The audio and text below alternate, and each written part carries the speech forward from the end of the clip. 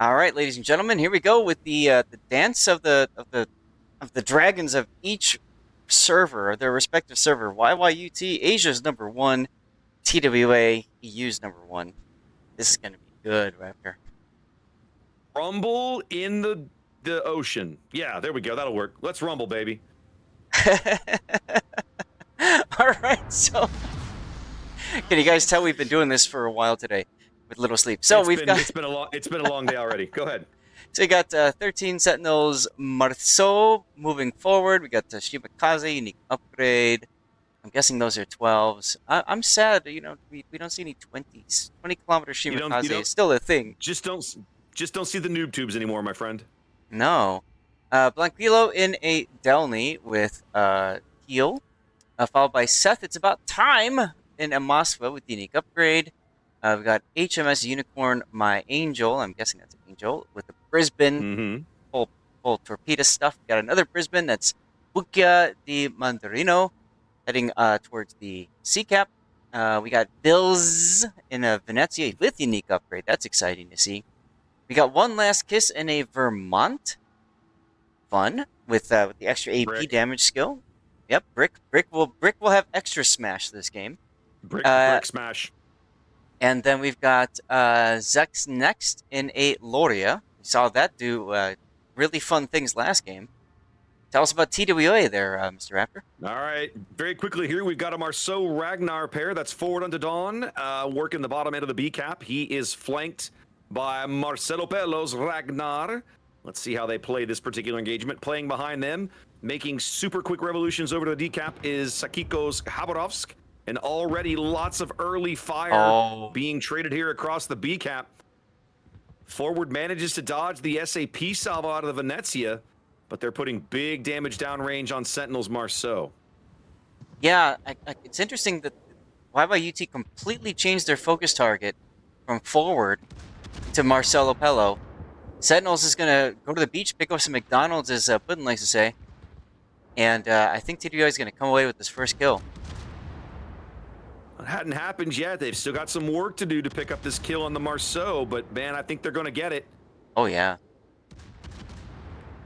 I don't know. Sentinels maneuvering seems to have thrown them off a bit. They're going to blow radar that they end up not needing. But Marcelo's also on double fires, and they're going to get him instead. What? And Sentinels is still alive back here for the moment. Ooh. One shell on the bow, 290. They haven't hit him yet. So, and he's gonna get away. No, he got bungoed. He got bungoed. Indeed, he did. So what he was trying to do. Violent opening of the game. Go ahead. For those who are unaware, when you are right next to the island, it's very difficult to hit your target. There's a bit of a, I don't know if it's a bug or a feature, whatever, but your lock-on just isn't anywhere near as good, and your shells almost always completely miss because of that. So I think he was trying to abuse that, and it worked for so long until the Bungo just said no. Yep. Bungo took care of him. Speaking of, that's everybody's favorite battleship. That's Angelstone. And then let's have a look at the other flank. Snackman's Moskva over here guarding the A-cap vigilantly. Vile's Sherman crawling up the one line, keeping Unicorn's Brisbane lit, backed up by a Brisbane of his own. That is Keistis. So for all of that work, all of that back and forth, nobody actually grabbed the B-cap at the time. But Blanquilo's Delny has rotated back there, and he looks like he's going to give it a go at this stage. IKEA's Moskva radar is going to go up. They're going to see if they can get shells downrange on Blanquilo.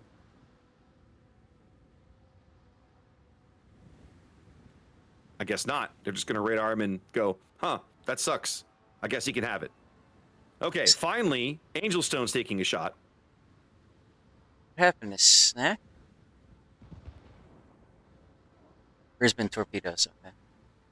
There we go. And Angel does land a reset on Blanquilo with some of his guns. His middle turret there, I think. Bow turret's going in now. For a little more chip damage.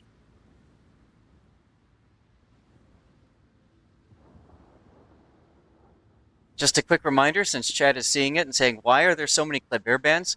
TWA forfeited their final 3 ban choices, and we don't have an option for forfeit in our fancy little toy. So we just put Yeah. Kleber banned 4 times, TWA saying, nuke it from orbit. Yep. Kleber was the only ship that TWA banned, so that's what the thing says. That was the only ship that they banned. It's like they're playing Guess That Tune, right? Guess that song in 3 seconds. Yeah. Or name that I tune? can win that map with only one ship ban. Exactly.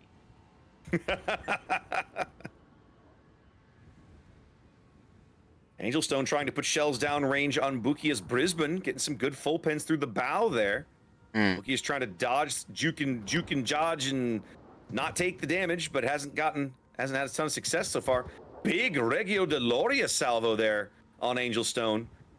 Broadside to Loria's guns, and ZXS punishing him at about 19 clicks there. Now, TWA opting to bring 1 battleship obviously has an impact on the ability to punish movement and push. Instead, they're opting for more just overall DPM with the extra cruiser. Yeah, I didn't really get to finish doing their lineup, but this is not an uncommon thing that we've seen from them on certain maps. Oh yeah, we saw them doing this a lot last weekend. Yeah, and certainly Angelstone is a accomplished enough battleship player with the range on these Japanese guns, he can make his presence felt from a very long way away should he choose to. Absolutely. IKEA burning another radar. They're trying to keep YYUT off the B cap, but it's not going to happen this time. I think these Bungo shells are going to arrive too late. They don't. Look at that. Angel with another save and a big cap defense there. Point took a big hit there. Looked like it was a Loria salvo as well. Yeah, poor Benquillo trying to make this this cap, and I think he's going to get it now. Oof. Loria punishing Angelstone through his deck again. Big hit off the SAP. You know, Zach, the one thing we don't talk about with a lot of these advanced, experienced, really, really good battleship players is the way that they will stagger their salvos. You know, when I play battleship, I very commonly volley fire, just because it's what I'm used to, and I'm looking for that big impact. But a lot of times, and we saw it out of Angelstone earlier, when you're he's out there fishing for cap resets, he'll fire a couple of turrets, and then wait a bit and swing the middle turret in and fire that one, and so on. And sometimes that can be really, really, really good if done right. Yeah, and it comes in very handy against enemy cruisers when all you really need is a couple key citadels. So you fire at them with 1 or 2 turrets, see how they are going to dodge and maneuver, and then you make, changes, or you just fire assuming a dodge this way and then a dodge that way with all your turrets, and it assures at least 1 or 2 hits. Whereas I'm like you, Radgar. Good. I'm like you, I like to see that big white bar. It's very satisfying. Oh, yes. Dopamine hit. Well, thanks to their early efforts, TWA out to about 130-point lead here. I'm sorry. Yeah, TWA, about to 130-point lead. But now YYUT's brought the Shimakaze in onto the decap, and they're farming IKEA out with God and everybody here. Yeah, the Brisbane has him under fire. This is bad for IKEA. Not going well. Going out. Yeah, there he goes. So that closes the gap and picks and awards the decap to YYUT. Yep. So now it's up to TWA to find a way back in. I'll tell you, if it's there's one team that can do it, it's going to be TWA. The question is, where are they going to find that way in? Yeah, it's going to be a challenge, right? I mean, they've had lock solid control with the A cap most of the game, but YYUT basically looking at you like, fine, you can have it, boys. You've got 3 ships camped out over there for 1 cap, whereas we've been fighting over the rest of the map where the real points are. The enemy is about to win. It's like the Mummy or Mummy 2. Looks like you're on the wrong side of the river. Yeah, that's exactly right. I've got all the I've got all the ships. Yeah, well, I've got all the map control, so that's right.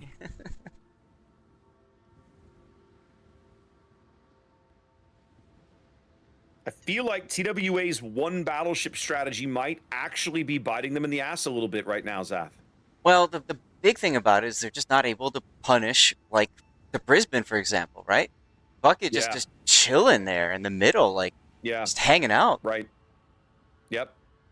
Something I don't think I've really seen much of this entire tournament. Yeah, this Brisbane's just like camped out in the wide open, just doing whatever he wants. Like, I'm chilling. What are you gonna do about it? Living his best life. I guess. Angelstone sending some shells downrange on Bill's Venezia, but coming up empty.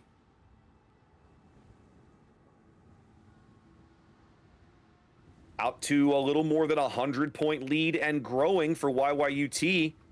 2 minutes on the timer. TWA still has time to make a play, but the window of opportunity is closing rapidly. Mm-hmm.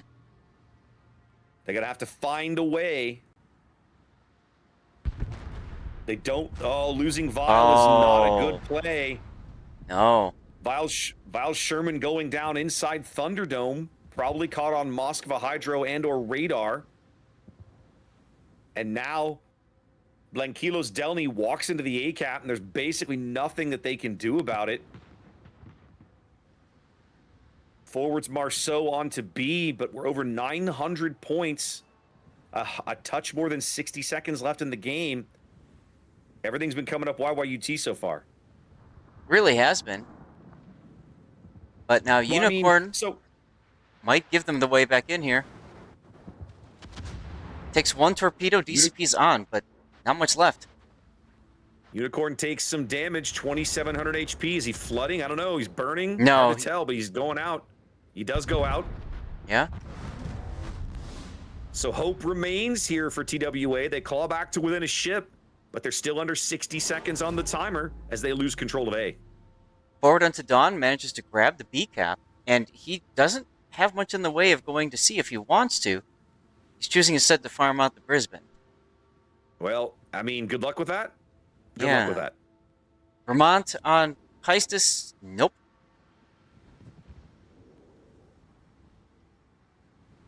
A lot of 30 TWA seconds. assets. Yeah, on the southern part there. Oh, Gloria. That's game. That is game. A convincing, solid win from YYUT here in game one, Zath. Oh, yeah. I feel like the Loria was hugely impactful. Like, that battleship pick, I won't say it won him the game, but I'll say it was a big factor in it. Mm-hmm. Completely agree. Well, Asia came to play, ladies and gentlemen.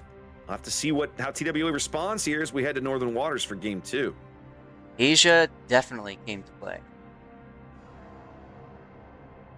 Check a couple of things on my end.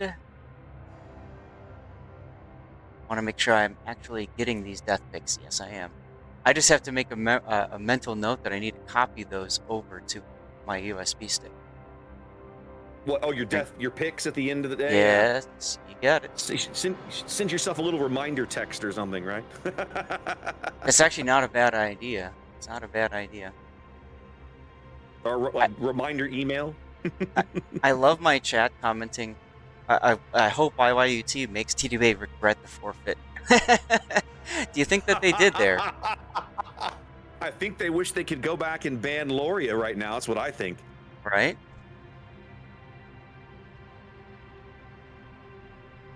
I have not seen.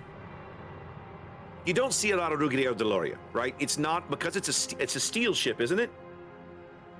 I feel like it's steel. I think you're Research right. Bureau. No, I'm pretty sure it's steel. It's one of the two. The bottom line is it costs some, fairly rarish currency. You don't see a lot of them. Mm-hmm. And as a result, I think that a lot of folks, I'm not putting YYT in this camp. I'm putting myself in this camp. A lot of folks don't have a great sense of what it's good at, what it's not good at. How do you fight one? How do you drive one, right? Mm-hmm. Mm-hmm. And so I think somebody like Angelstone has so much battleship experience that I think is less of a factor here. But I do think that, it's a fascinating, I don't want to say counter, let's say, maybe it is counter's not the word, counterpart. It's a fascinating way to kind of spit on the bungo a little bit. Right? I was going to mention that same thing. Yeah. Yeah, like the SAP clearly is getting full penetrations through the bungo's deck at that size in the SAP. And wow, you're not able to maybe dev strike him, but you're going to hit him hard enough that he's going to notice and he's going to want to get the hell away from you, which is we saw Angelstone make exactly that play. And so the Loria then ends up becoming like this kind of like a traditional battleship in these games, a power projection piece that pushes other things away from it because they don't want to be under its guns. I really like it because I do the too. thing about this app, I don't care what your angle is. I don't care where you are. I will find you and I will hit you. I will crush you. Right? I have a very particular set of skills. Exactly. I will find you and I will crush you. So yeah, I'll be really curious. So for starters, I'm betting that's the last game we see TWA go with a single battleship. Mm-hmm. And I'm going to be very curious to see if they bother with a bungo again. If they do, I could see them wielding like a traditional battleship, a Kremlin, something, and a bungo. But I don't think they'll go with a single bungo again. I think if they had the ability in that game to project more firepower farther across the map, they might have been in a position to punish things a little differently and to make some different plays. Of course. Because the lineup they chose, they obviously they didn't have that opportunity. Right. Interesting game. All right, Zath, we're going to Northern Waters. It's meme map time, buddy. Tell me what you think tell me what you think we're gonna see here because of the way the goofy spawns on this thing work.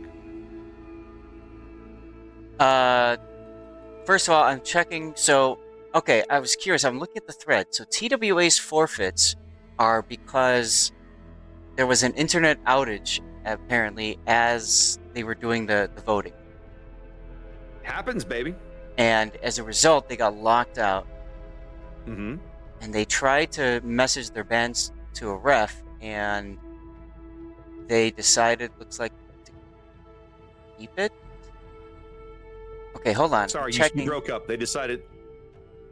You're reading the thread in there? I'm trying to follow the thread, so I do apologize for the back and forth here. But, okay, they did count the bans. So TWA doesn't forfeit like the website says. TWA has some bans. Okay, so I see it now. So let's update this. Yes. So their bans were Kleber, PVO, EVO, Utrecht, and Marseille. Okay. Okay, that makes more sense now. Sure. Okay. All right. Well, that's why we have the threads here, which is really nice to be able to go through and catch up on all that. And, of course, our apologies for incorrectly relaying it as forfeit. We're just going off what the website has up there. So. Yep, that's okay. I'm glad you went and checked. So thank you. Well done. Yeah, no, you're welcome. So I apologize. I don't remember the question that you asked me. Neither do I. So don't worry about it. Must not have been important, or I would have remembered it. Right? Must not have been important, or I would have remembered it. Check and remind me from 5 minutes in the past, and we'll already be started. But it's. So, looking at the predictions, 90% predicted TWA to win game 1. 90%. I know, right? Betting against TWA the last 3 years has kind of been an exercise in folly. Oh, of course. Have they won every single thing? No, they haven't. Have they won the majority of things? Yes, they have. And when they haven't won, they've been highly competitive. They've been in the top 4 or in the finals and just lost the finals or whatever. Mm-hmm. So betting against them is never a good idea.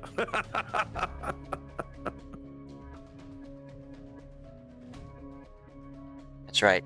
I'm catching up to chat on my channel as well. So in addition to my bot that just randomly picks out like when it's time to do a giveaway, I also have a challenge. I don't know if you ever do this on your channel, Raptor, but there's a a channel point challenge that you can have, so that like your community contributes channel points that they have.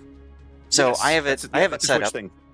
Yeah, to like 100,000 channel points, and then when we get to that, we eat out a code. So if people are watching, and especially with as many people are tuned in right now, we can potentially get multiple codes out in the course of one day if everybody's just contributing points. So it's just kind of another fun way to involve the viewership, and quite frankly, like say, okay, well, clearly you guys have earned another giveaway. Let's go. So that's kind of fun.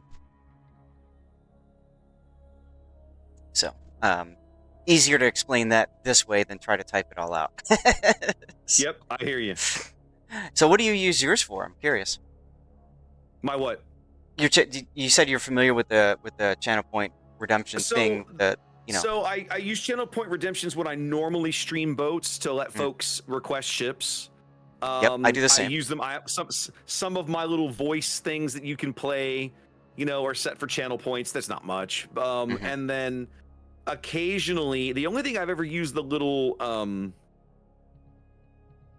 thing you're talking about, the channel point. It's not a poll, but it's like a prediction. The channel point prediction. The prediction is when I'm on stream and I get a super container drop.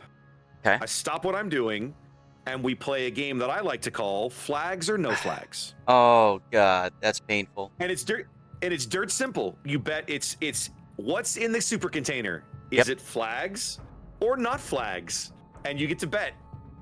And it's always fun to see how many people get that one right or get that one wrong. Because a lot of the times, like, oh my God, it's got to be flags. Because like it always feels like it's gonna be flags. But like I know last couple of times, people have been like, it's 100% flags, and I've gotten like doubloons. And I'm like, let's go. Oh yeah, that makes sense. For me, I do channel points for ships, and I also do channel points for becoming a VIP, and also for removing somebody's VIP status, just because it's kind of fun. We haven't gotten Cutthroat yet. I'm waiting for it. And I then haven't we thought do about the VIP thing. That's a really good idea. And then we do we do replay analysis as well, like a certain number, and lock in the replay. So hey, we should probably cast this game? We should probably cast this game. Yeah, I feel like we should cast this game. All right, Raptor. I want to hear your first reaction to looking at this map. My first reaction is, who thought this was a good idea? This is a terrible idea. This is awful. Like, OMG. That's right. Y'all are seeing it correct. We got battleships on one side, cruisers in the middle, destroyers on the opposite end. Go. Oh my God. All right. Well, so as predicted, TWA going back to, looks like we're having a restart. Somebody didn't make it, so we'll come back to here for a minute. Somebody crashed. So we saw TWA do basically kind of as we expected, right? They didn't take a single battleship lineup again, and the other battleship was not a Bungo. They did stick with one, but not two. Look at you in chat being a troll.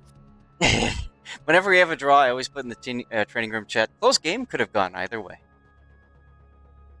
Because it really could have. Well, it says they got a restart, but I'm not sure why. Because nobody dropped. Like the game, nobody crashed. Everybody immediately readied up immediately. Sometimes when somebody crashes out of the game, you can tell. Yeah. Sometimes there's an immediate and then sometimes it does take a while for somebody to hard, reboot their PC or whatever. Yeah. All right. I guess we'll see.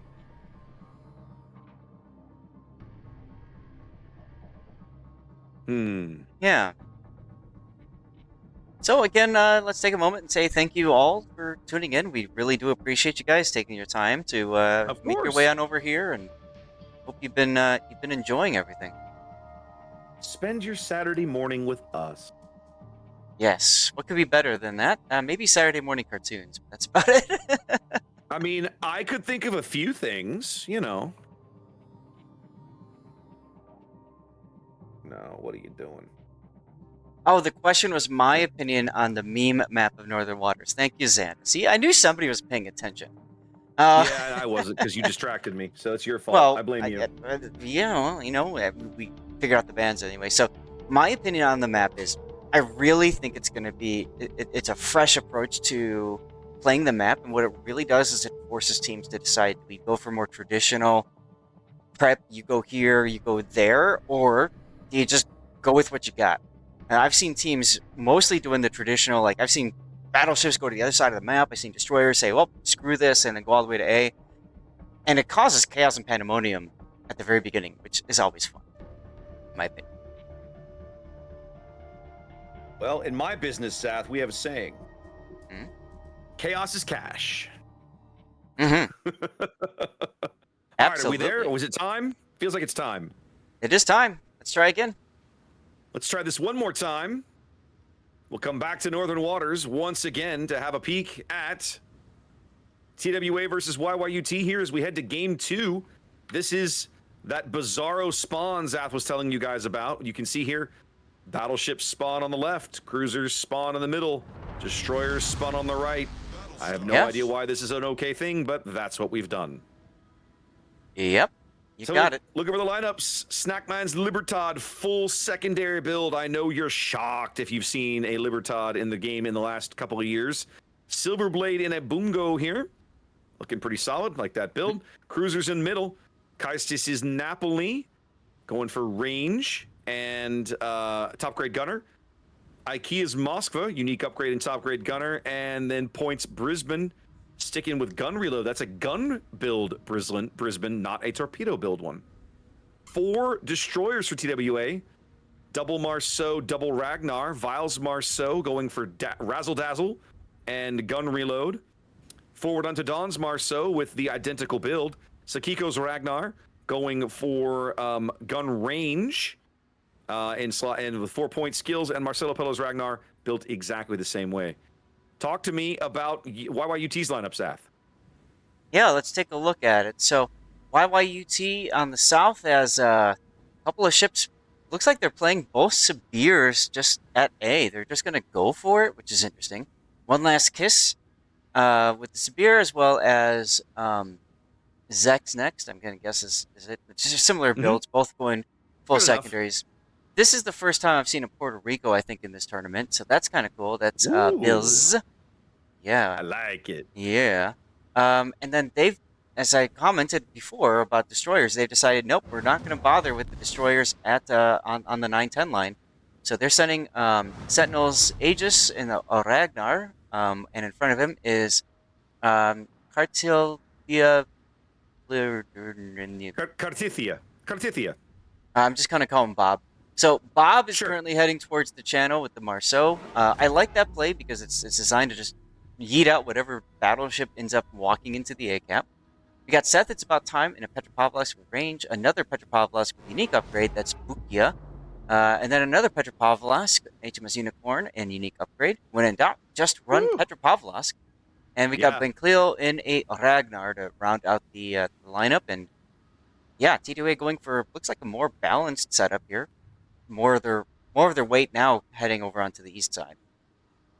Well, they seem very content to play all the destroyers and all the cruisers over here where all the cap circles are. Yeah. Leaving the battleships on the left flank to try and just play holding action, I guess.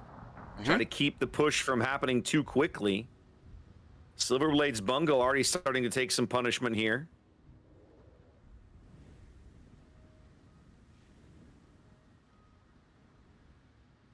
Sorry, I'm just, okay.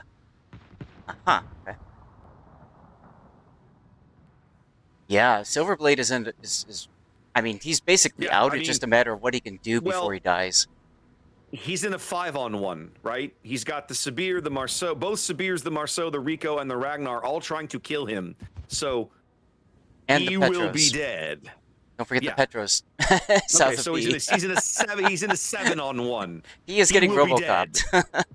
Yes, that is exactly the phrase. And just like that, 3.5 minutes for TWA to murder TWA to lose one of their battleships as YYUT loses one of their destroyers over here along the edge of the map on the 10 line. That's right. That's right. Wow. So Unicorn's now in trouble in the Petro, I'd say. TWA brought 2 battleships, but they're going to play most of this game with no battleships. The way things are going to shape up with this Libertad. Absolutely. You get this feeling like they designed this strategy knowing they were going to be down ships already. Am I crazy? Who, TWA? Yeah. I guess, yeah. It does seem kind of interesting. You know, they wanted to be in a kind of way position to slow down whatever pushes through A. I think they just weren't expecting so much to push through A. Because the Maybe. Ragnar Marceau, like, you know, beaten feet all the way over to A, that adds a lot of firepower. Snackman's trying to sell his ship as dearly as he possibly can. He definitely has chewed up one last kiss, but it's the Rico Bills that's going to pick up the kill there. So both their battleships gone. TWA in firm control of the B, C, and D caps. And so now it's on YYUT to try to reorganize themselves. What I really like about this is that YYUT's other Sibir didn't stop to focus on the Libertad. He's just going. They don't want to give TWA time to recover. No. Nope. Once you've got the pressure on, keep the pressure on. Don't give them time to think. Give them time to think, and they might think of a way out. That's right. Don't let them do that. That's right. Exactly.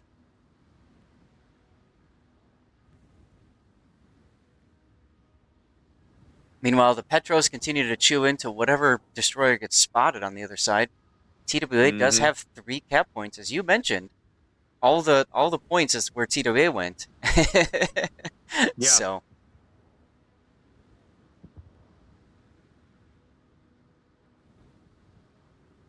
Very interesting. Well, TWA with the lead, a ton of pressure on YYUT to not slow down, right? Because they're under 5 minutes here.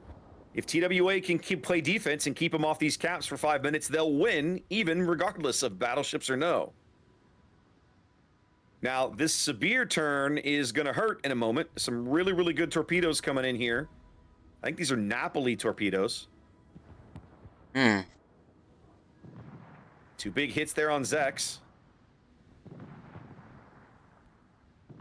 Let's see. Zex took damage from Brisbane and Napoli, so it could be Brisbane torpedoes too. Probably Brisbane torpedoes. Those looked like they were moving a little too fast to be Napoli torpedoes. Plus, it was 2 racks kind of side by side, so... Yeah, either way, that does slow down the whole momentum that YYUT had pushed forward, as TWA is now able to counter with 3 assets in the area, plus iCUE really can't come out just now. Yeah. 4 minutes, well, just below now 4 minutes on the game timer. Zex now turning into yet another torpedo salvo. I'm not sure he's going to be, if he's ahead or behind these. I think he's going to be ahead of them. Yeah, he should be ahead of them. And he's trying to hit Vile's Marceau, but Vile just hit the brakes and the shells flew right by. Well, he's always been a bit of a maverick.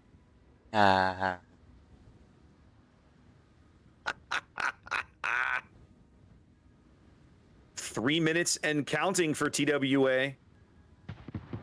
So you have to wonder, I guess, teams, have they designed these strats knowing they I mean, well, they have to have designed these strats knowing they have to deal with this ridiculous spawn. Yeah, and so YYUT then, of course, says, all right, what have we not seen work so far? Yeah, we're going to make that happen. Right.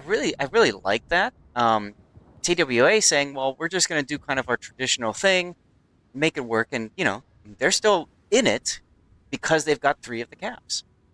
Right. All right. Finally, on the bottom end of B, YYUT is ready to begin to break the stranglehold on TWA's board control. They've got both Sentinel's Aegis and Seth's Petro to get in here and try and start flipping this B cap. Look at how far back these 3 destroyers are. 2 Ragnars and the Marceau for TWA. They're literally on the board. I mean, I get the sense they might be, like, they're kind of trying to draw these guys into a bad position a little bit intentionally. Doesn't seem to be working, though. YYUT is declining it. The other thing is that the Petros got such really good gun arcs that you almost need to have that extreme range so you can try to dodge all the incoming fire.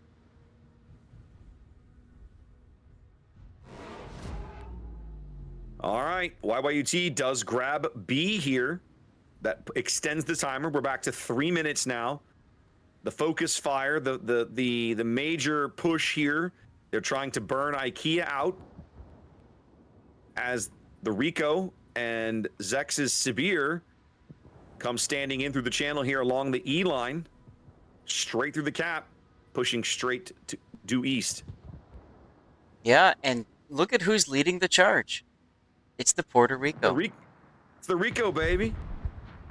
Rico's always been a good ship. She's fairly tanky. The AP is punchy. She's got a lot of utility, right? Radar and hydro or access to defensive fire, which you don't need in this mode, but Beautiful still a good dodge. consumable. Yep. He's got more coming. He's playing Another his fun dodge. torpedo dodging mini game. Yeah, I wouldn't have fired the AP right there. I think he's too busy looking. And He another dodged dodge. all the torpedoes. Wow. Yep, dodged them all. That is seamanship. My God, that is seamanship. Bills gets the torpedo dodging award for the day. The That's right. achievement. He is the Euro player of the game. Yep. Euro beats from the Puerto Rico here on YYUT as they continue to drive east, Raptor, herding TWA into the back of the map.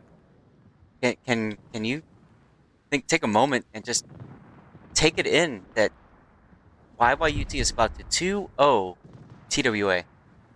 They are indeed. It's going to happen. Pretty sure they can't stop it now. Puerto Rico Boys fails are to going dodge down, those Danny. torps. I can't stop it now. With the Sibir bags vial in exchange. Yep. Again, And- we're still 2.5 minutes from a win, but there it goes. You put the Not petro anymore. on, and now the timer flips over. They just had to get back onto D. Biting my tongue so hard. Alright, so anyways, TWA continuing to be literally pushed into the corner. Like, look at this on the mini-map, y'all. Oh, yeah. Oh, yeah. Herding them like cats.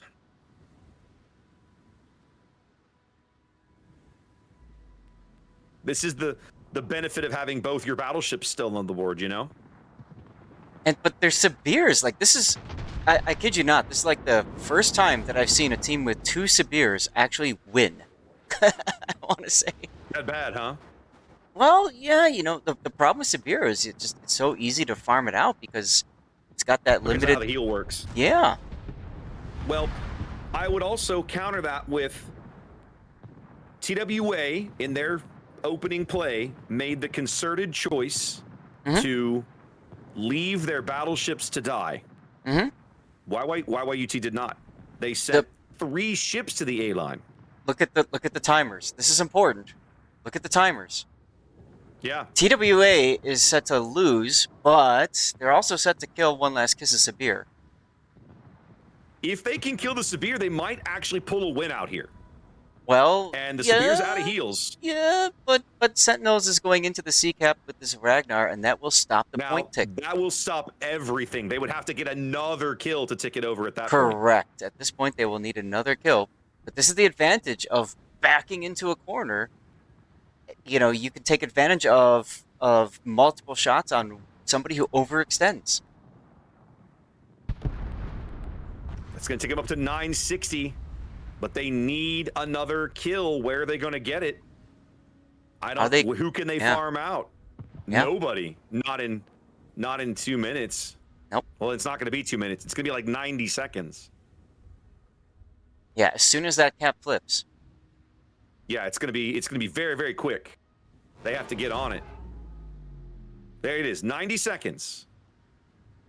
If TWA can farm somebody out in 90 seconds and bag a kill, they will win this game. Yes. But if they can't, GG. Yeah, Bukia turning south here in his Petro, getting into kite position. Seth is doing the same thing. That big Napoli AP salvo going out on the Petro. They need these hits. They're going to lose Kaistis. Oh, that'll do They it. can't afford to lose the ship. No, they can't. There's no way now. That's They it. can't claw it back anymore. Yep.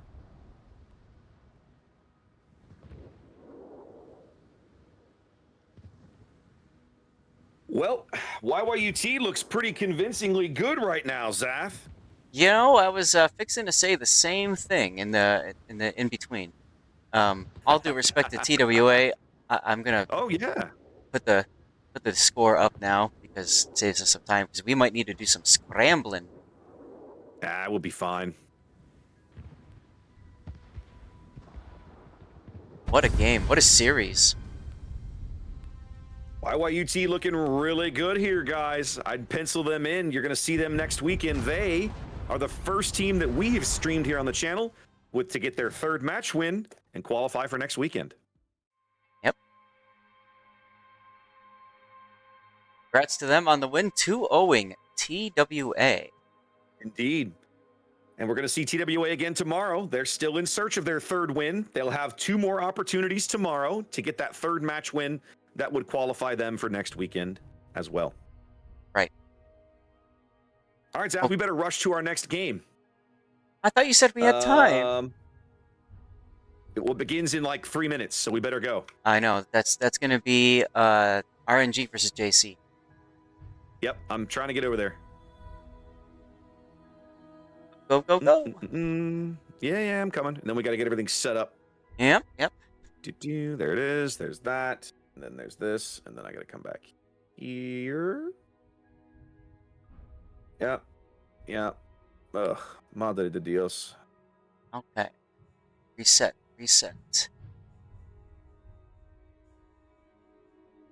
GC. All right, here we go. Oh, goody. We get to see Northern Waters again. Let's go. Yeah.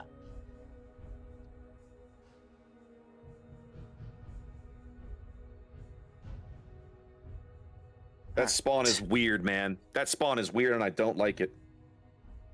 See, I love it for the chaos, like we were saying. It's just so fun to watch the. It's chaos, all right, but it means you have to design something for that map and that map only. It's so like a lineup and a strat, and it's just bizarre. Yeah, absolutely. So it leads to some extremely creative plays, like we just saw unfold. Awesome stuff.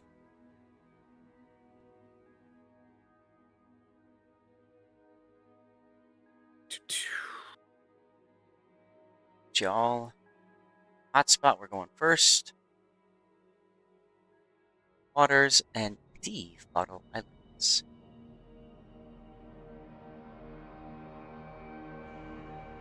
Alright, I got to it just in time.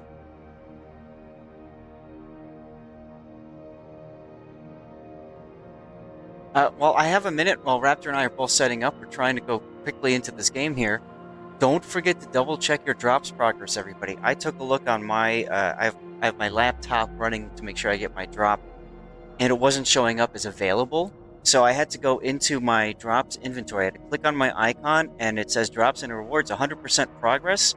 So I clicked on that, and I was able to collect the KOTS drop for today, which is 200 ping tokens, plus my weekly drops hadn't been collected yet either. And now Twitch is kind of glitching out and it just keeps telling me that I'm getting progress towards my drops. So I'm saying this right now because I know many of you guys are here for your KOTS drops. Hopefully you're enjoying the content as well. But if you're not getting progress, like, the time's a ticking. There's not much left today. So get it sorted now and make sure it's working, y'all. Somebody has a network issue with RNG, so there is a chance that we'll have a little bit extra time, which is good because, well, I don't know. Kind of want to use the bathroom at some point, Raptor. You know, we've been sitting for almost an hour and a half. I would go be quick. Yeah, I'm gonna just do that right now, just because. Go. Be fast. Yeah. Fly like the wind.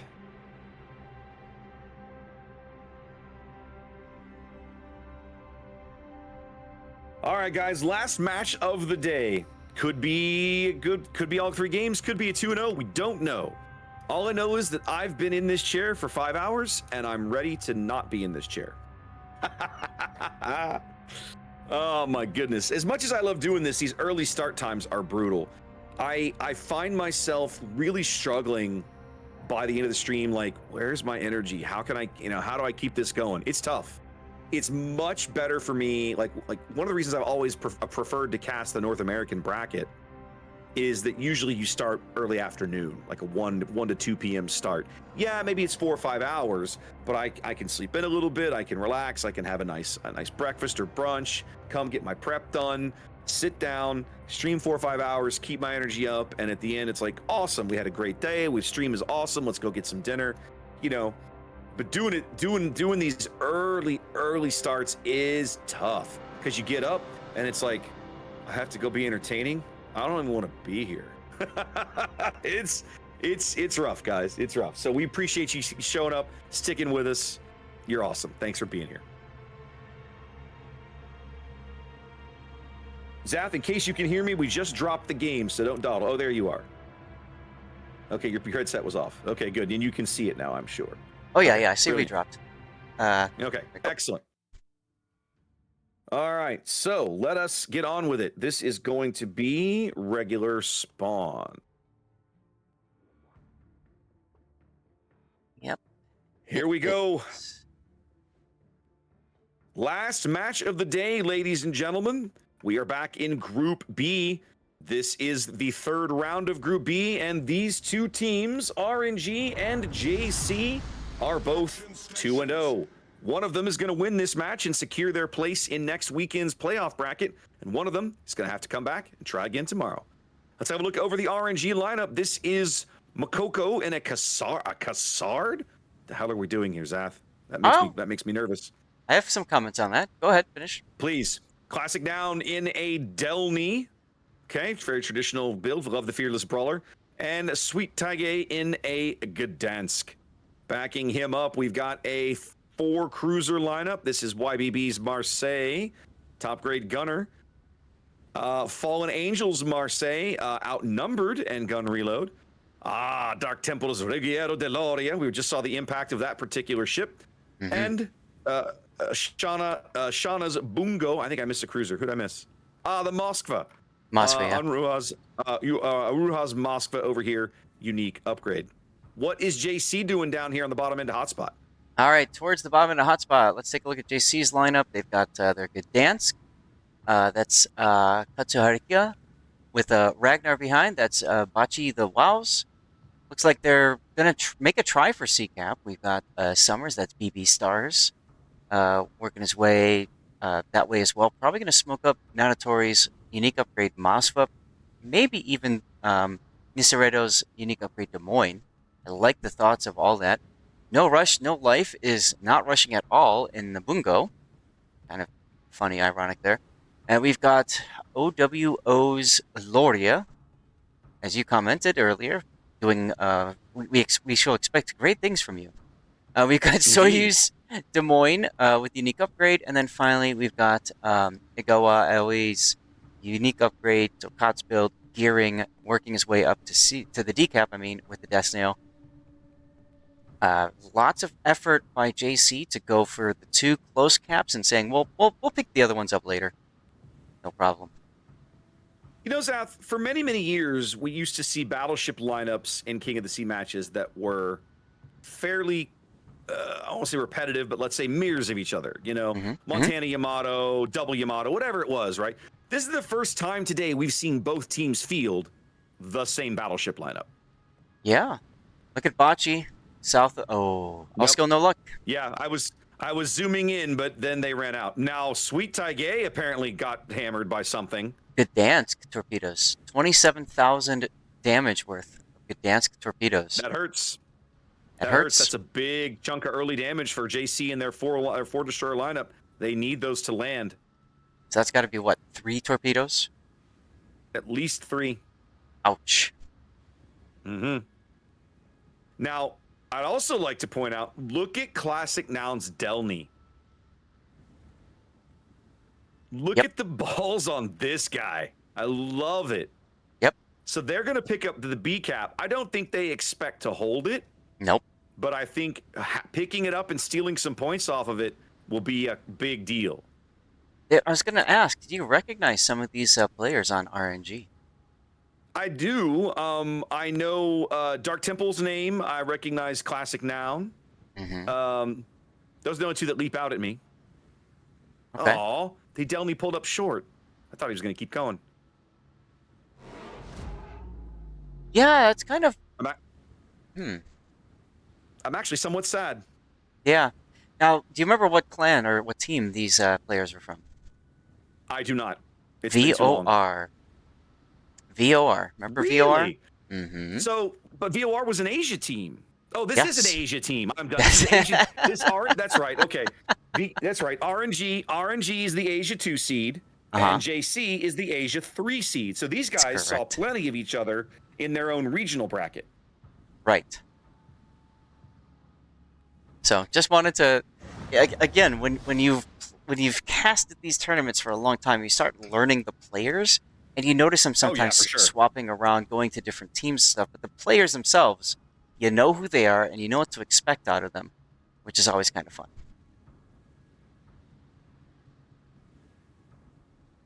Well, this RNG strat is very unique. Like, they have basically pushed everybody to the AB cap. And I do mean bloody everybody. And now the Cassard has pushed through. He's into B. And they're wrapping the Loria, sort of the Moskva, kind of looking like they're maybe going to sit in this channel here between A and B. This is interesting. So Classic is in the position to nail whatever tries to go straight to B cap. Right.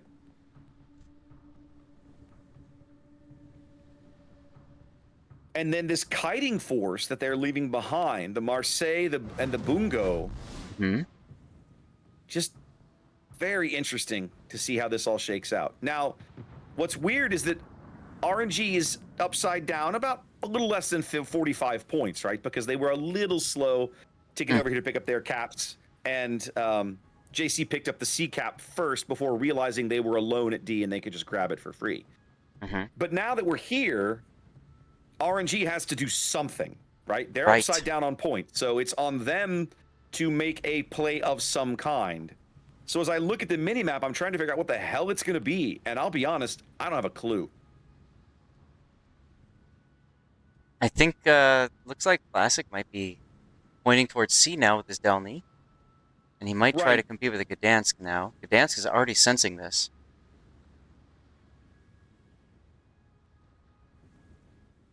Well, yeah, that's radio location pointing that direction, so sure. I mean, and the Lori is in that gap. Do you push him to mid as well? You get the flexibility to do that, but I don't know. Take a look at Classic Noun's Delny right now. Oh, he's backing up. He'll be okay. Yeah, he hit it well.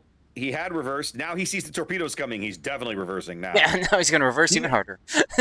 he knows. Yeah, he knows he's RPF'd too. Like, the man is not stupid. The RPF tells you, hey, guess what? You have been chosen.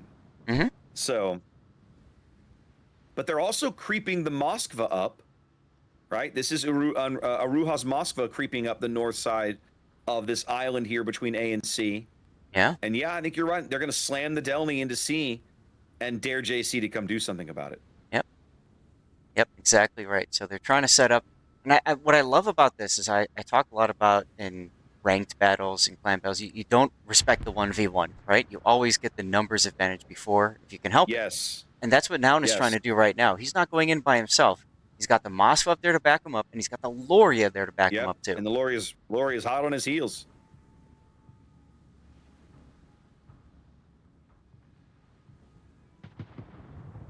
Comes Dark Temple's shot. He's actually shooting at Owov's Loria.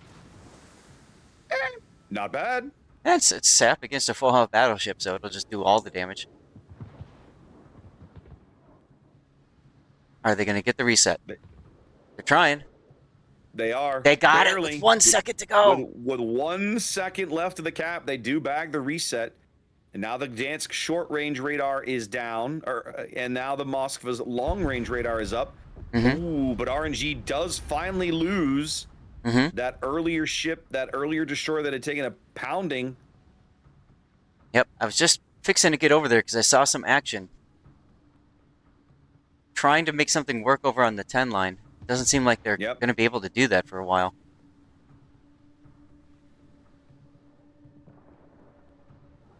I think all of RNG's hopes are on Classic Noun's ability to grab this cap. Maybe, but also have a look at Shauna's Bungo. Sooner or later, that Des Moines smoke is going to disappear. And when it does, Bingo bango bungo. Good things might happen. Let's just keep an eye on it. That's all I'm saying. For now, it's an 80-point lead for JC, but RNG on the verge of flipping the C cap here in mid. Now, Classic continue to do a brilliant job of dodging these torpedoes. you were asking me before about the Cassard. The Cassard, Yeah. we've seen work really well in these in this iteration of KOTS. It's just its ability to relocate quickly, vomit out torpedoes, and be relatively stealthy. I mean, it's kind of taken over the Shimakaze role in a sense. Also, look at the bungo you were concerned about. Yeesh. Oh my goodness. Yeah. He took at least 4 of those, 4 big old gearing torps. He felt That's right. that. That's right. Summers getting some hits too. He detected. Oh, Cassard taking hits. Got a slugfest over on the B side too. No way does Cassard win this gunfight. Well, How Dark does he Temple. live? The Des Moines radars caught him now. yeah. 2 minutes and 57 seconds to go on the timer for an Well, RNG the Bungo victory. gets one salvo out of his guns before he goes down. There goes the They Cassard. do bag the Cassard. Now a 2-ship lead for JC here. Gotta say, RNG unfortunately losing the bungo is gonna essentially make them lose this entire flank. It's, yeah, like they can't do anything now. Marseille's going to easily get farmed out by this DM.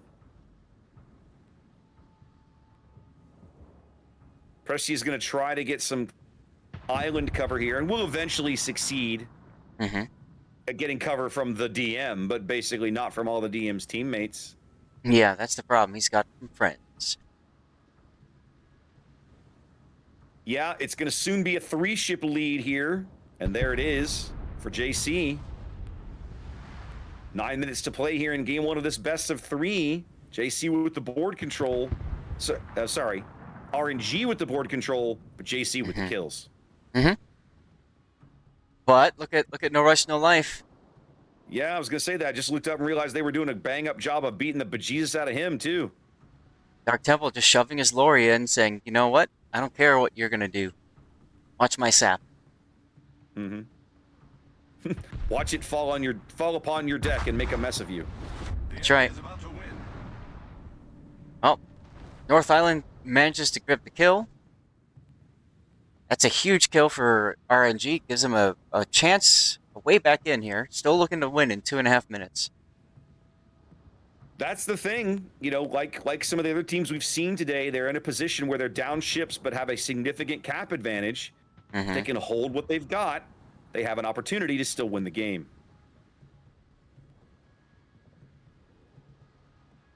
There goes Aloria. Good salvo, though, into Nizredo's Des Moines.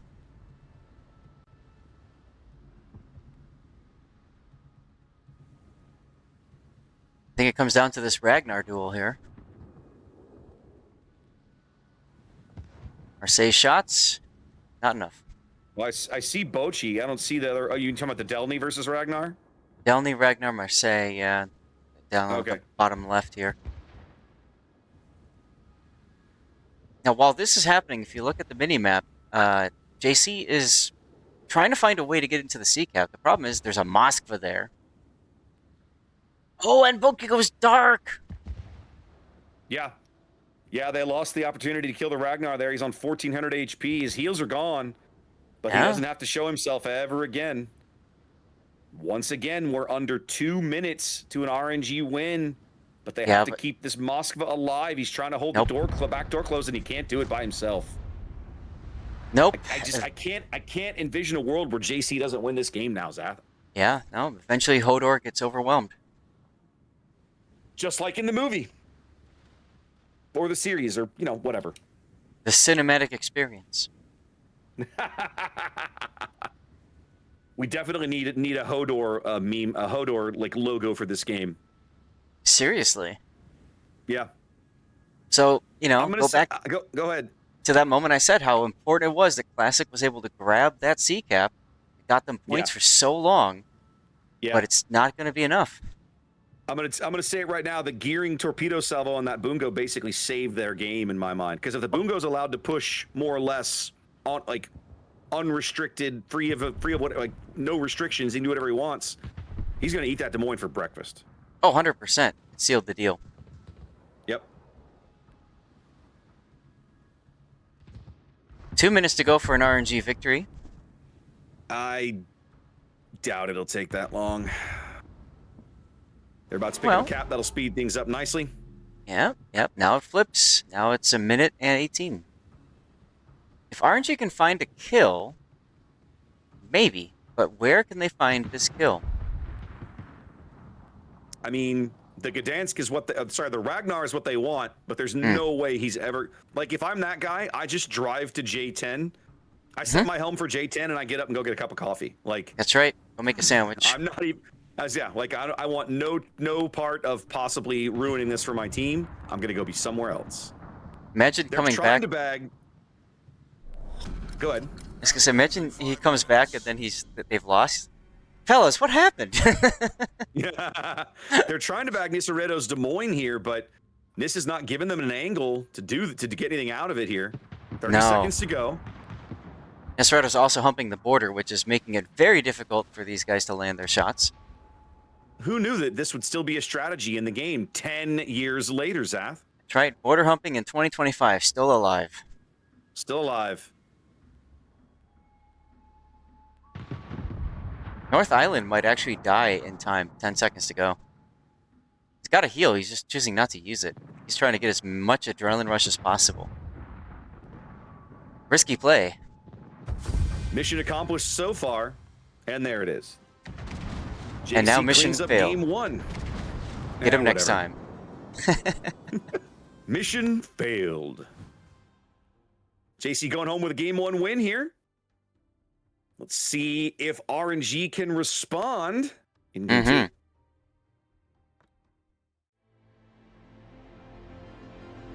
Oh, I'm fading, Zath. I don't know about you, buddy. I'm struggling here at the end. I went to go get that water. One of the things that I brought with me is some good old-fashioned Costco, like their version of 5-hour energy. So, oh, okay, yeah. I threw one in my glass of water here, and that's hate helping. That crap. I do too, but it'll help keep me afloat a little bit. I also have some liquid IV I threw in earlier. So, but I'm with you. I'm with you. It's 11 o'clock our time. Yeah. And we figured about noon is when we would be done. So it's about as you'd expect. As you all know, if this is a 2-0, we will do our best to bring you more game, because that's what we want is more game. Yep. But more there comes a game theoretical limit at which point, like, it's possible for us to go look for a third game. There either won't be one or it will have already started. Right, exactly. You know, and which reminds me, just to be safe, I'm going to run a commercial break now, or at least in 5 minutes. I'm going to push my button. Okay. That way, if we have to run, I'm not worried about trying to keep an eye on trying to get an ad break in or something like that. Like, no, that's reasonable. That's reasonable. Yeah. Let's go look at game results. What do we have for game results? No, I want Swiss stage round 3. No actual results in the system yet. Okay. Ooh. Love it, baby. Let's take a look. This button. Do we want to go back and see, possibly see, TWA again tomorrow? I mean, I don't care. Doesn't matter to me. What I typically have done in the past when they've done this pseudo Swiss stage is I focused on the people that are in danger of failing. So I start with like the team that's lost 2, for example, and then I just follow teams that have lost 2, because it's do or die for them. Tomorrow, at the moment tomorrow, you've got 2 matches that'll start with the team the 1 and 2 team versus the 1 and 2 team. You want to just cover both of those tomorrow morning? Yeah, if that works for you. So it's a 1 and fine. Yeah, so it's a 1 and 2 team, 1 and 2, and then 2-2. Yeah, everybody goes to 2-2. Putting all that in. Thank you. Okay. And then from there on, everything is a 2-2. So it's a question of, it's just a matter of which ones look good. I'm just going to plug us into here and we can call an audible if we want. So again, for those of you who are unfamiliar with this format and the way it works, it's all about winning 3 of your series. Okay, you have to win 3 of your rounds, and then bam, you're in for the playoffs. You're in. Yep. If you don't make it, too bad, so sad. See you next time. Sadly, correct. Sadly, yes. Yeah, I'm trying to find. Here we go. Link collection. Now in my streams, you can type !KOTS, and it just takes you to the WoW's tournaments page, where you can see the rule set. You can see all kinds of schedules and stuff like that. Some people have been asking, and I'm so sorry, y'all. We've been so busy. We haven't been able to respond to chat as well as we prefer to. It just is what it is. We want more game good. So that means we kind of forget about you guys a little bit. Sorry, we're doing it for best intentions. So graphically speaking, I'm a visual guy, so I like having the visualness of it. And if you go to the rule set for the Swiss stage day 1 and 2, you can kind of see how they have it set up. You start with the 16 teams, and from there, eventually you get teams that win 3 of their matches, and then they're done for the day. And then the official website had a really good video describing all of this. Did you see that one? Yes, they did. Yeah. That was the last King of the Sea, last internationals, if I remember right. No, I meant for this weekend. They made one for this event on their website explaining how the group stage worked. Everybody started with 0-0, then you went to 1-0 and 0-1, and then you went to 2-1 and so on, and then eventually as soon as you got the 3 match wins, congratulations, you graduated, you're into the second weekend. And then the second weekend is just a straight single elimination playoff bracket. As simple as it could be, which is nice. Because ordinarily they do these convoluted double elimination shenanigans, and it's you're juggling games everywhere. But next weekend it will be very simple. The format explainer. You know what? You bring up a good point too. Don't forget, everybody, go to the World of Warships website of your region, .com, EU, whatever, and go to this article anyways, because there is a participate button that gets you into a bonus mission for 500 King tokens. Yep. Free stuff is free. Go get your free stuff. Go take Wargaming's free stuff, please. Pretty please. We're begging you. Yes. We don't get anything for keeping it. Doesn't do me any good. That's why I want to give it away. Right? All right. And there's all kinds of information too on the site about ships that are allowed, banned, blah blah blah blah blah.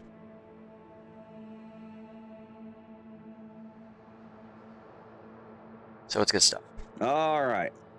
Let's look around at some early results. Somebody in my chat was asking earlier if Bonks was playing. They are. They are currently... Are they 1-1? What's their record? Let's have a quick peek. Looks like they're 1-1. I think they're probably 1-1. They're 1-1 for right now, yeah. Yep, Bonks is 1-1, and at the moment they're up a game on their current round opponent. Resin, of course, Resin up a game on Ortis. Tivat up a game on A1. Of course, we just saw JC up a game on RNG. Rain up a game on MOYAI. I'm betting more. Rain and MOYAI is the other undefeated teams in this particular half of the bracket. Yeah. It's unfortunate they have to face each other now. It is what it is. No, they're supposed to face each other now. Like that's the point. It's like Swiss style. You're paired against people who have the same record as you. I know. And then CL up a game on 3XA. I do not have results yet for any of the games in NFG TSY or Pucky versus BN. So at the end of today, Zath, we came in today with 32 teams. At the end of today, 4 teams will already have advanced. And 4 teams will have already been eliminated. One of those is our boys Kraken. Have they already? Oh, they lost. They went 0-3, did they? Yeah, it looks like it. That's unfortunate. That's unfortunate. AI forfeited, so those are 2 of the 4 teams that we know of. Correct. Yeah. And then going into tomorrow, we'll have 24 remaining teams, I believe. That sounds correct. Yep,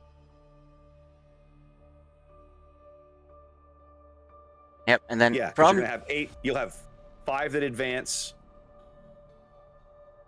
Hang on a minute. 2 and 6. Yeah.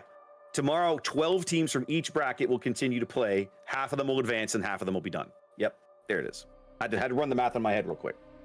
And I'm looking ahead, and really interesting, looking ahead at the playoff bracket. It's single elimination. Correct. Single elimination. Finally. Wow. Going back traditional. Oh my goodness, Zath. It's time for the meme map. Are you ready for Northern Waters? Oh, yeah, let's go. Let's friggin' go.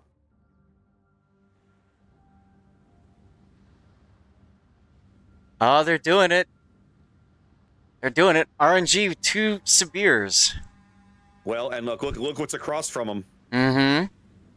All right, which side do you want first? I don't care. Pick something and go. All right, I'll take RNG then. Do So it, man. RNG's got dual Sibirs, got Shanna and Dark Temple in their Sibirs. Slightly different builds and setup. We got North Island in a Prince Van Oranje. We got 2 Marsilis. We got YBB, as well as Oruha. One of them is choosing not to take Survivability Expert. That's a interesting choice. We got a Yu Yang. That's with radar and a whole bunch of torpedoes. That would be Morocco. We got Precia. Makoko. Is it Makoko? Makoko. Oh, you're right. You're right. God, it's just so hard to see the screen sometimes. We got Precia in the Ragnar. Like I literally have to lean into the laptop here. We got Classic Noun in the Delny, leaving a flag behind with the heel, and Sweet Tiage in the Smolland.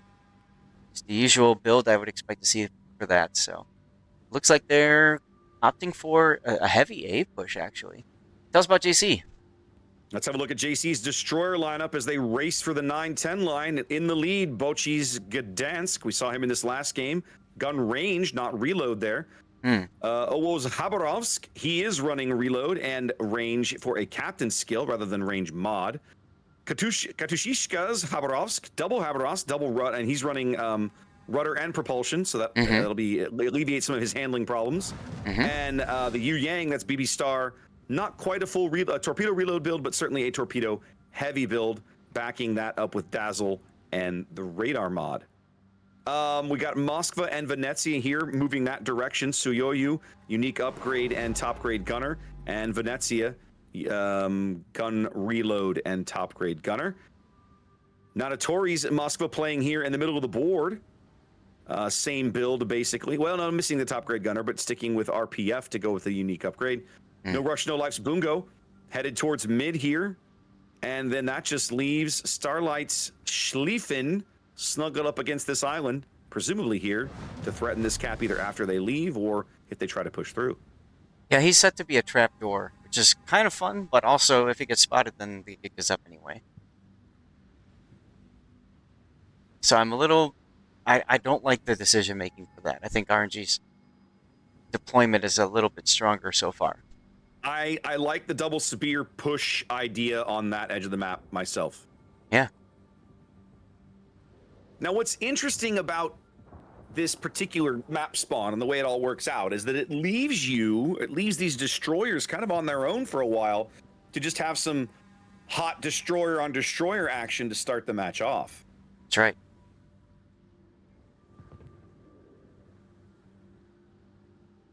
Bunch of torpedoes rolling in here. Katushishka dodges them. Owo's dodged his set, and Bochi's found himself a gap there as well. All good to go. Yeah, they should be okay for a little bit.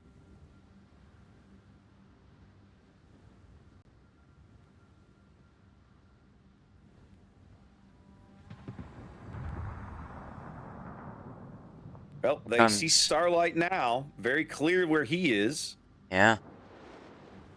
Showing them the Schlieffen stern as Dark Temple makes a turn to port to cut back through mid, or at least into the middle of the map here. Yeah, we're going to have a bit of a secondary duel between these two ships. Yeah, but you're only getting a portion of Schlieffen's secondaries, so it's not going to feel particularly amazing. No. Early cap advantage going to RNG. They grabbed A, they hold C. So about an 80-point lead here and working up. 4 minutes gone here in game 2.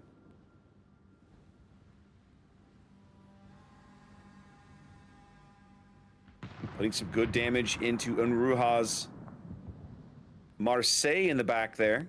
Mm-hmm. Yeah, Bunko's been taking some shots at him.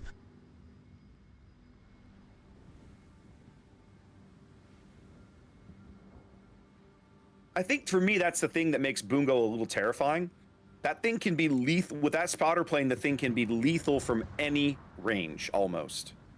And the spotter plane does more than just buff its accuracy. It still buffs the range, and those Japanese guns aren't short range to begin with. I wanted to call your attention to that Schlieffen. He actually, when he backed up, he launched torpedoes at the other spot, and he managed to catch Shanna's Sibir with at least 2, maybe 3 torpedoes. Okay. That's impressive. It is impressive. I saw Shanna cutting back towards the middle of the map, and I thought, oh, he's going to go snuggle up behind the island or whatever. But I guess he made a navigational change and ended up eating a couple. Well done. Yeah. Very impressive to see. Now, something else perhaps that, in particular Shanna, but I suppose in theory both Sibirs have to be a little cognizant of, that's still a Schlieffen. His torpedo armament is not a joke. No. Nope, one of them just got reminded of that. Yeah, you got to be careful of getting pushed. BB's Yang down to 600 HP and clinging to this rock like it's his waifu, but it's not going to do him any good if one of these shells can drop in here. I love hearing you say waifu. I try to speak in a language that the viewers will understand, Zath. Okay. Professional streamer. Professional streamer. All right, moving into the B cap, we got another engagement here. This is Mokoko in trouble, but yeah, Achi also in trouble. Radar was a little bit too late from the Nanatori's Moskva. Can they still get the kill? Doesn't look like it. Looks like Mokoko's going to sneak away on about 1,600 HP.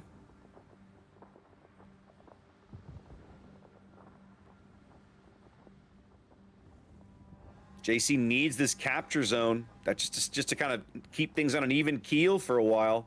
Yeah, they're trading. Looks like they're going to get it. They're going to be upside down 180 points when they finally score it. Mm-hmm. That holds things even right now. 6 minutes on the timer.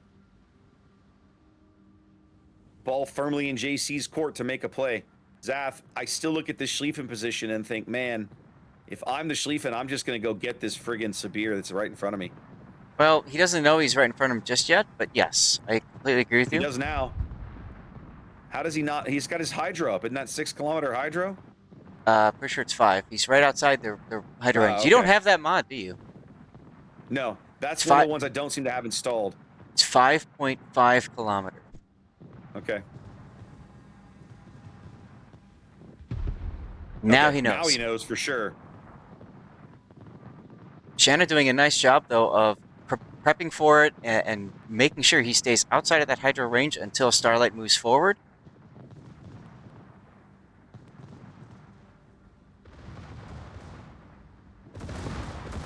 JC needs a big play here, Zath. I'm not sure where they're going to get one.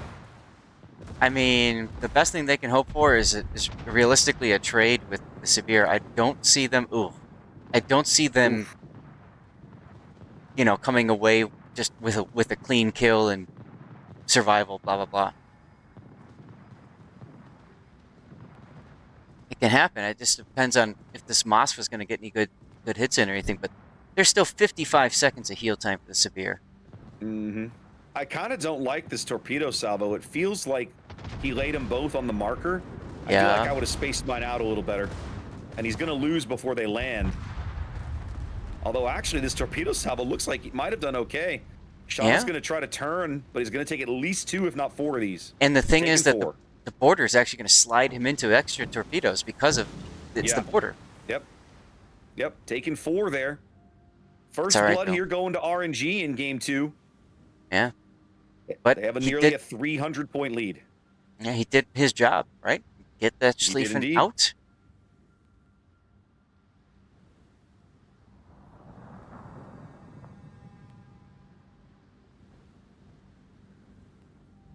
Dark Temple now in a position to just kind of hold this area. So it's really up to JC to, what, push up to the north, I guess?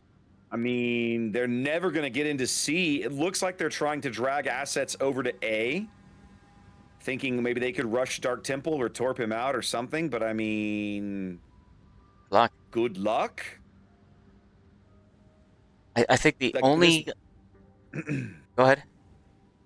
I was going to say that the Haba in the center might have an opportunity. Might. Mm-hmm. But the Sabir is the other Sabir, right? That's Shauna, is very far out of this fight right now. Mm-hmm. So at a moment, you're technically you're down a ship, but you're kind of not in this exact moment. So it's a question of, can you get into A and score those points while it's still impactful? Right.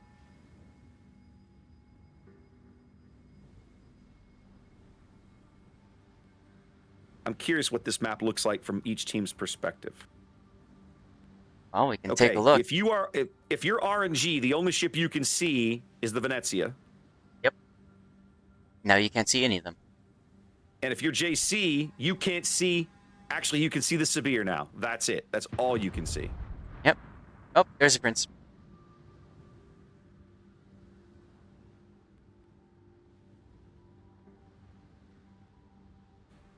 Now, once upon a time, we experimented with going back to the traditional KOTS casting style, where we just focused on one team, and got a lot of negativity from that.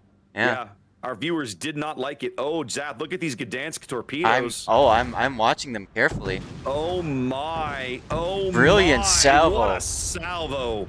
Wow! Well done to Bochi. What a big kill, and the timing was perfect. It was absolutely perfect. Right as the Sabir tied, the Habarovsk steamed right into the cap. Right, and not only that, but the Habarovsk appearing possibly took attention away from the torpedoes as well, depending on timing there. So just really well done play. Brilliant destroyer work here from JC. Now they're not back in this yet, but they're getting their foot. They've got their foot in the door.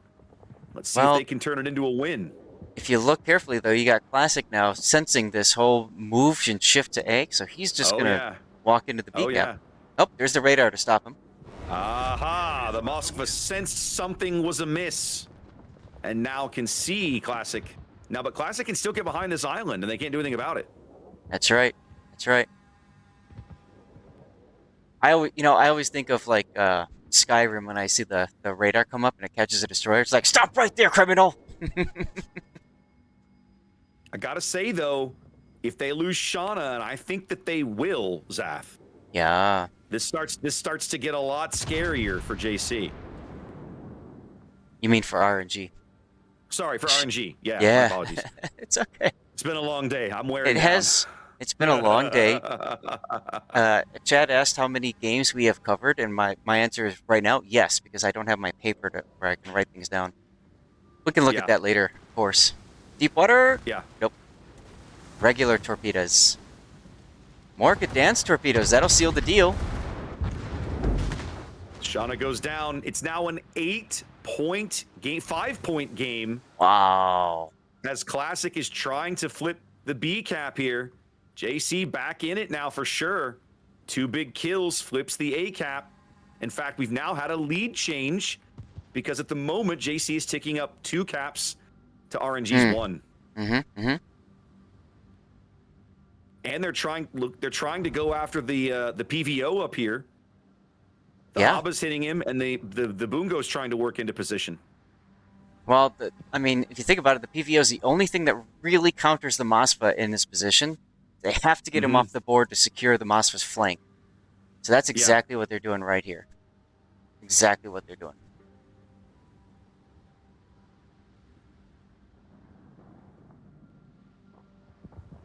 No rush, no lives. Bungo in the middle, still flooding there for a bit. Took another deep water to get to where he is on the board as the PVO planes come in for the bombing run. Ooh. Gets the kill on the Marseille. And now RNG 32 seconds. In big trouble, under 30 seconds to a JC win here in game 2.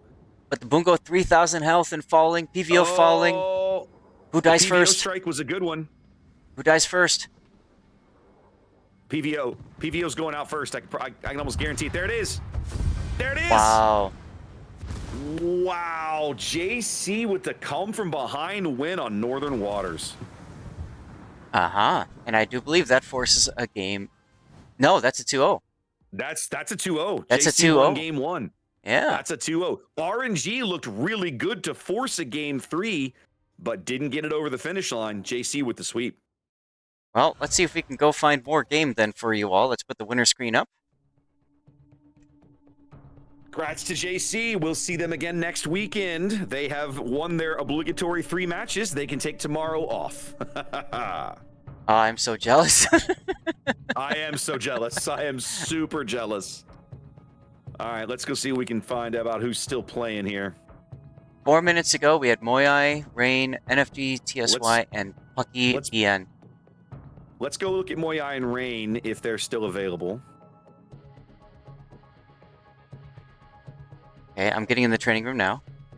They are available. Yep. 5 minutes warning Then, for them, so we're going here. Perfect. We have plenty of time to cover this last game of the day. This will be the last game of the day, for sure. Yes. Let's see. MOYAI and Rain.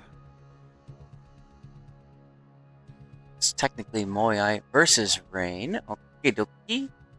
Tied up. We're going to loop. Going We to haven't loop. seen a game on loop today. No, This we will haven't. be fun. Yeah. This will be fun. Rain game 1, game 1. MOYAI 1, game 2. Okay.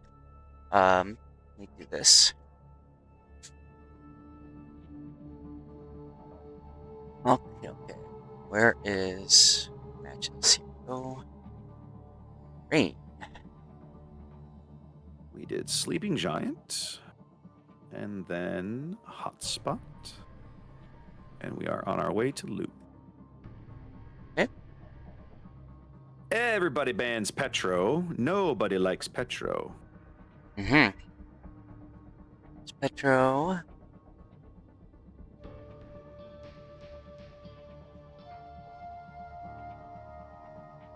There. What to say?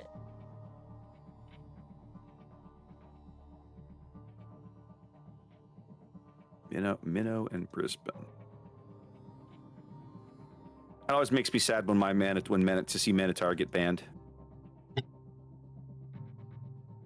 There's a good reason for it. Yep, I just programmed it all in so you guys can see the best of 3 situation. Yep. And we're going. Same. There is a quick glance at the best of 3, guys. We're headed to game 3 right now. It just dropped. So let's go scope it out. Zath, you got to use the reverse spawn. Thank you. Here we go.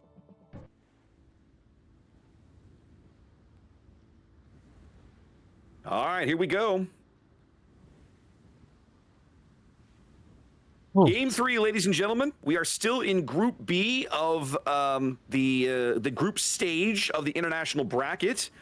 We are looking at the last 2 undefeated teams. We just finished seeing JC and RNG. JC finishing up their qualification. And now, Rain and MOYAI playing 3 games. One of these teams will be winning this game and won't be here tomorrow. Well, they'll win their 3rd match. The other one will have to come play at least 1 more match on Sunday. Zath, Rain here in green, top of the map. What do they got? Yeah, well, they got 4 destroyers. That makes sense. Loop is a very large map with not a lot of landmass.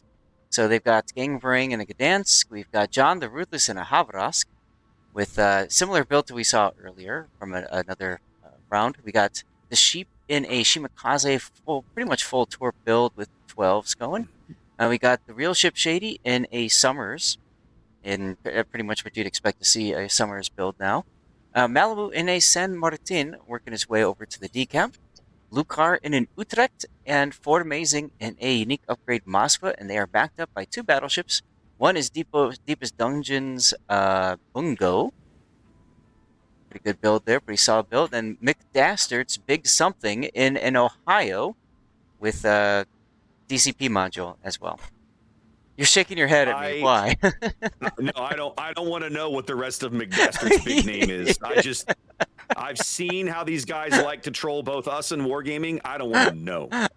I know, I know. It's funny, I can still see your head shaking. So anyway, go ahead and tell us Just, about yep, nope. MOYAI. Don't want to know, don't want to know, don't want to know. All right, MOYAI in red, bottom of the map, bring into the dance. What have we got? Their own 4-destroyer lineup. Leading off here with Source's Summers, gun range, and RPF for his top-end commander skills. Hoshi's Habarovsk, opting for gun range and stealth. A little surprised to see that on a Habarovsk, but that's what he did. Going to mid here, that's Zill's Ragnar, gun reload and range and stealth. And the final destroyer is going to be Suisei's Summers, going for dazzle and a little bit of torpedo reload action there in slot 6. Triple cruisers, we're looking at Demo's Utrecht. Yeah, okay, nothing terribly shocking there. We've got Brody's Moskva using unique upgrade and top grade gunner. And then last but not least, we have Philippolis' Svea all the way over here on the 3 line. They're 2 battleships. Bungo, this is PCH here hanging mid with Bungo and the big AP damage skill. And one of my favorite ships in the entire game, Zath, Emma's battleship is a Rhode Island. It's going zoomy things over here to the 910 line. In fact, if you look at it, a whole bunch of these teams are going zoomy to the 910 line. Yeah, absolutely. Rhode Island's a great pick on this map with the engine boost as well as the radar to be able to see what's around. Relatively quick loading guns because they're lower caliber. So great for just smashing destroyers. Good pick, I'd say, on this map. All right, well, let's see how it goes. A whole bunch of torpedoes coming into this smoke that Sheep is laying for John's Habarovsk. Highly resistant to gunfire, not so resistant to torpedoes as we saw in a previous game.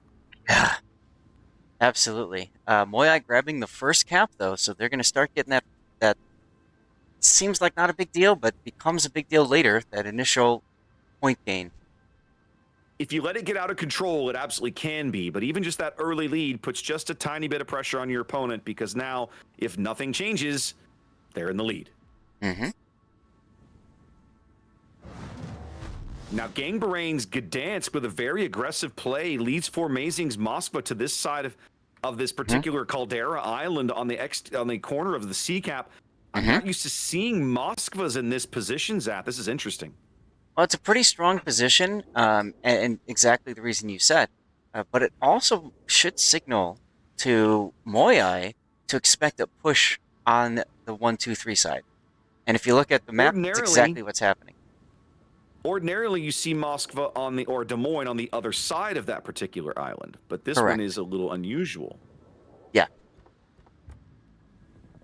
Gang's gonna gently duck his stern into the sea cap. That should draw out a Moskva from radar from Brody's Moskva here in a moment. We'll see. There it is. But if you look at Brody's Moskva position, it is also not in the traditional location. The traditional location is kind of between these 2 rocks, you know, in front of the channel. Yeah. Both teams opting for more flexibility. Yeah, he is playing a little farther back than we're used to seeing. Ooh. Whoa! Yeah, Suisei taking a big hit there from the Shimakaze torpedoes. It was down. Ouch. That is a big kill. They also got some good damage into Gangbarang as well. He's still lit over there. I think he took some bigger hits than they were expecting as a Bungo HE salvo's falling in. Yeah. And he takes another fire. Oh, no, I'm sorry. That's just his engine is out. It is a little confusing. You have to get real close to see the impact. Yeah, the visual is difficult to spot unless you zoom way in. All right, well, the early kill puts Rain in the driver's seat, an 80-point lead here. Plenty of time on the clock. Only 5 minutes gone here. But this is a pivotal game 3. Both teams really want this so they can have Sunday off. Yeah, how dare they?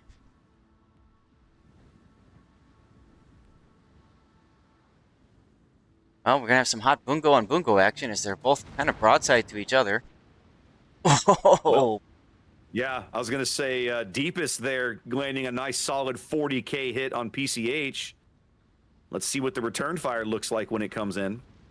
You got to think PCH is like, all right, I got to do something. No, he's holding. Yeah, enough of that shenanigans. He's just chilling back there, holding his fire.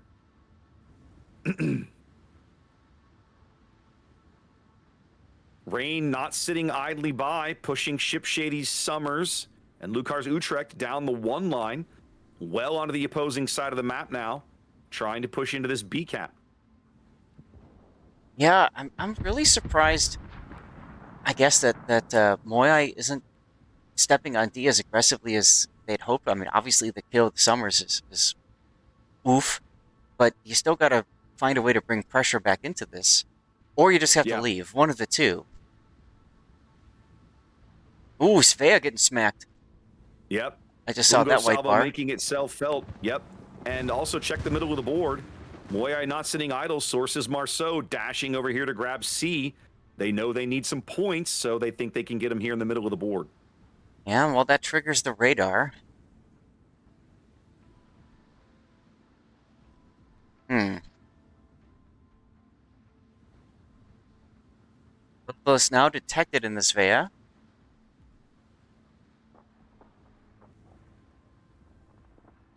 The only person who's got shots on source, though, is Sheep's Shimakaze. Yeah. He'll be able to smoke. He desperately needs that. He doesn't want to take a ton of damage. Oh, man. Source getting dunked a little bit from Ohio Shells, getting some overpens through his superstructure there. I can't believe Dastard was able to thread those shots through those islands. That is one thing Dastard's known for. Yeah, man's a good battleship player for a reason. Mm-hmm. Well, they've succeeded in pushing the Svea completely off the B cap for the moment. But the Zil's Ragnar is coming. They probably don't know this yet. And Ship Shady gave up a bunch of HP for that play. Mm-hmm. And Source might give up a lot more here. It's going to take a torpedo. Ooh. If he takes a torpedo, he's a dead man. Those are Shimakaze torpedoes. He doesn't take the torpedo, but he is getting farmed by Gangbarang now. We just knew. To back up. Mm-hmm. That's going to be a dead Marceau. Big kill for Rain. They needed that. They absolutely did. Half of their destroyers gone. One of them indeed grabs that cap for MOYAI. The other one lurking near the B cap to defend against the opposing Summers. MOYAI is going to start closing this gap a little bit, but it's going to take time. Yeah, it's, you know, MOYAI is not out of it yet. I'm sitting here watching Malamu's San Martin try to farm this Rhode Island, man. Knowing Rhode Island's AP the way I do, that's not a gunfight I'm excited to take. Nope. Nope. The only thing that he's really doing is charging up his funny button. Yeah, no, that's fair. Good, and that's worth doing in a San Martin. So I'll give him that. Of course. I forget that's a thing sometimes. So, for those of you who don't know the San Martin and why it's very popular, it's got a funny button that allows it to reload its consumables super fast, and the San Martin has a super heal. So, you can see right now, looks like 85 seconds left on its heal. Okay? If he wants to, and his button is charged, he presses the button, and boom, his heal's available in like 2 seconds or less. The negative to it is if you can't get your funny button charged, you have to wait like 3 minutes to get your heal back. So it's a very high risk, high reward kind of play. Halfway mark of the game, and Rain bags C. Sheep Shimakaze sails in uncontested, just picks it up as Gangbarang was for a time headed down to B, but it looks like they've called off the B push entirely. They don't need it now. No. They're 2 ships up and even on caps, so now they're going to reorganize a bit. Formazing has moved to the other side of this island where we would traditionally have seen a Moskva, and just play some defense and dare these guys to come do something about it. It's really up to MOYAI now to make a play, and you're absolutely correct. 100%. You want to get into a defensive position. You want to get flexible so that you can react to anything. For example, looking at the mini-map right now, the 7, 8, 9 area is quite open, right? Aside from the Ohio on the other end of the island. So you can see the Shimakaze moving to close that gap. That's what That's what Rain's looking to do right now, is just ensure that there's no surprises and that they can continue to control the board. Yep, they've got this nice line of ships running through the middle of the map. Shimakaze will jump over here, probably hang out in the gap on the 8 line. Moskva's got the middle of the map covered with his radar. You could rotate the Gangbarangs, Gdansk over here to back him up if you wanted, that kind of thing. MOYAI's got their work cut out for them. They've got about 7 minutes to make something happen. I mean, they need to start sooner than that, but that's how much time they have left before the game ends.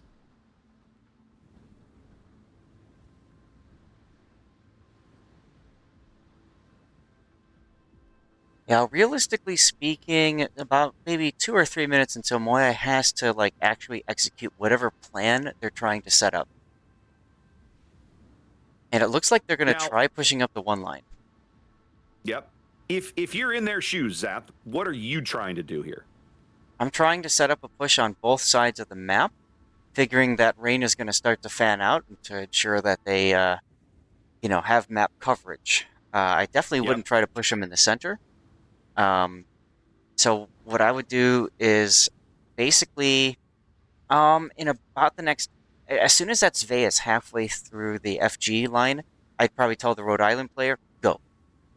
And good luck. Yep. Godspeed. You know? Like, Godspeed. May your shots be true, because we don't have a choice. pretty much that, yes. And, you know, by then, Demo's Utrecht is going to get up there as well. Gives him the ability to, you know, maybe try to make plays happen as well. Dutch oven, yada, yada, yada. Man. Yes. Neither of those guys have hydro. I just went to look and thought, oh, sure, the Utrecht has hydro. Nope, he does not. No. That's rough. Of course, Rhode Island doesn't either. So it's literally, you put the Rhode Island out there to get detected, to get shot at, to tank the stuff, and to make, you know, scooty scoot. Yep. But you've got to get that attention on you, and then that's when you move your Moskva in the middle, because let's face it, Brody's not helping right now. Even though, yes, he can radar C, big deal. Like, he just radared it. You know, you got to get your Bungo and Moskva into the game as well. Like, nobody can sit idle. That's the thing. At this point of the game, nobody can just chill. Yeah. Everybody has to contribute if you're going to pull this off. Because that's the thing. Rain has a couple of ships that are kind of low. Yep. But they're not going to make dumb plays and risk those ships. Yep. Now, unfortunately, Emide didn't go, and you see the result. Yeah. Ohio came around and just smacked him. That's going to make it even more difficult. This is the other... Go ahead.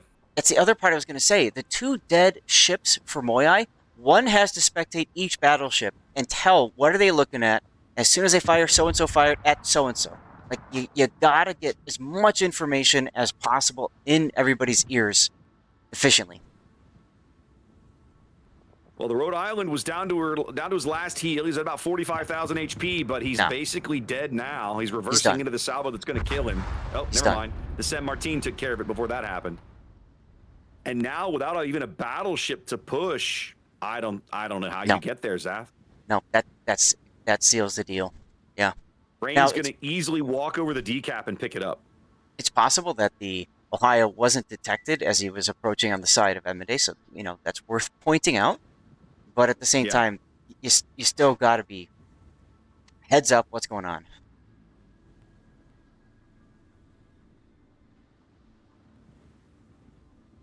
Big salvo on Lucar's Utrecht from the Bungo. That's PCH. Dunks him for about 40% of his HP as the Destroyer Armada begins to chip away at him as well. So you called it. Their play was to move up the 1 line and try for an A cap, but Rain answered basically on the opposite side of the board with a play of their own. So even if you flip A, you're going to lose D and nothing changes. Which is why you can't... The fact that you lost the battleship. Yeah, which is why you can't just push one side. Like, these teams are so good. If you're going to put attention on one side of the map, it's GG's. It doesn't matter. Well, they're also about to pick off the Bungo in the middle of the board. PCH should go down here in a moment. Yeah, it looked like he took a Gdansk torpedo. Yeah, he probably took more than one, and now he's gone. And now there's only about 70 seconds on the clock here for MOYAI. Right. I don't think they're going to get this one, Zath. I think they're going to be back tomorrow, and Rain's going to qualify. Right. I think MOYAI has thrown it in. Like, I'm watching Phillips' Svea right here, and he's basically sitting stationary while he tries to farm a Bungo at about 15 clicks. Oh, yeah, just Okay, just he shoot me. smoked. There we go. He's not throwing it in completely. He smoked finally. Well, I mean, it makes sense. Try to get his attention on him instead of the Ragnar, perhaps. Well, and it might have worked, except that right now the Bungo is spotting the Ragnar. They're trying to get shots on Ship Shady and bag that kill. Mm-hmm. They get it. Time extension. Yep. But not so much. Bingo, bango, Doesn't bungo. work out as it. Yep. Zill goes down, and just like that, we're back to 30 seconds away. The Ohio dunks Brody, and that's the game. Yeah. Wow. All right. I'll say I feel like Rain had a little bit of luck there in the decap with those torps, but man, they took full advantage of it and did not let up afterwards. Oh, absolutely, absolutely. Meanwhile, MOYAI, a really good attempt, really solid attempt.